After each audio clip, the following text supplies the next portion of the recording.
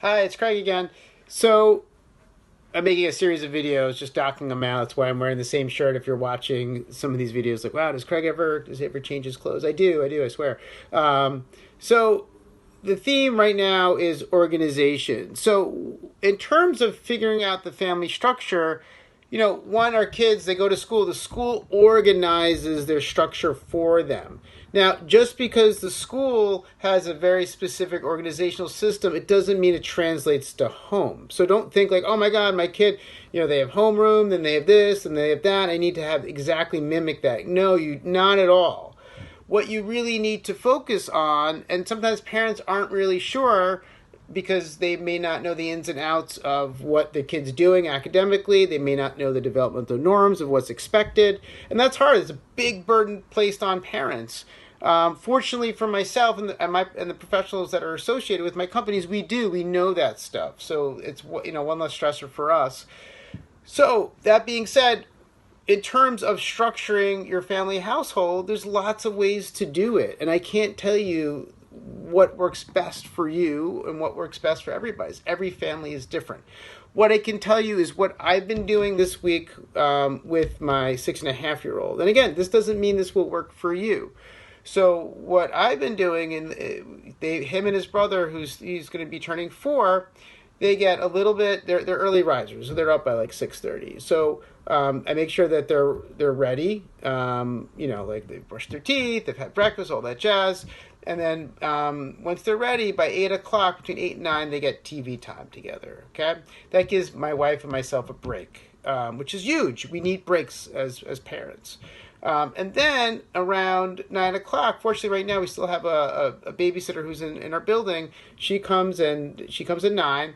And then from like 9 to 10:30, I'm doing work on my computer. And then I'm helping my son, who's almost 7. And I'm actually giving him work. So we're working on, he's in first grade. So what are the most important skills that you should be working on for first grade? We just got the content from his school, which is going to start next week. So I know exactly what those skills are. So because I'm a trained professional. So we're working on his decoding skills. We're working on his spelling skills. We're working on his reading fluency. We're working on his math skills, addition and subtraction. So these are the core basic skills. And these skills are, you have to figure out. As I know, what you need to focus on. So like you need to, whatever skills that need to get a child to become better at literacy, whether that's reading or writing or reading comprehension or whatever, build those core skills. And hopefully at some point I'll be able to provide information from where you can find what those developmental norms are. For math, we're working up, he knows his number line really well. He knows basic addition and basic subtraction, trying to make it more automatic. And I've seen actually a lot of growth just in this week with his math skills. Working on his writing, and I noticed that which his teacher knows, his writing output is pretty limited. So, and that's been his biggest struggle so far.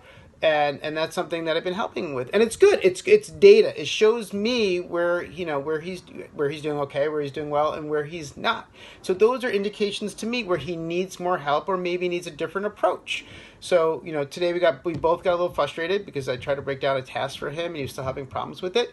But again, instead of trying to get mad at him, it's just information for me that I need a different way to tackle it. And then I had my wife step in. And she had some really great techniques, and it worked. And that was data. Like, wow. So she took out her phone, and it was basically he had to write about something he does at school with a friend, like something play-wise he does with a friend. So my wife took out her phone, and she wanted him orally to say what he does. And then he took out some scrap paper and tried to write it out. And then when he answered the question, he had to practice the verbal rehearsal. He did some brainstorming with my wife actually before that, which I skipped that step. And then he wrote it out. And then while he's writing it out, we try to encourage him. He's a little bit of a perfectionist. That, if he makes a mistake, like, don't worry about it. We don't care about mistakes. We just want you to write whatever you want on paper. And then after what I've been doing this week, I've been noticing some high frequency, developmentally appropriate words that he should be spelling correctly, and he's not. So on the side, I'm like making some notes, but again, I don't let him know. and then we kind of had a spelling test. He didn't know where I got those spelling words from because I didn't want him to, think that while he's writing that that, oh my God, Daddy's going to pay attention. He's going to notice which words I'm getting wrong. Again, my goal is just to get the output out there. Again, he's only in first grade. So, so those were some key takeaways for us. And yeah, feel free to share how things are going with you and your kids at home.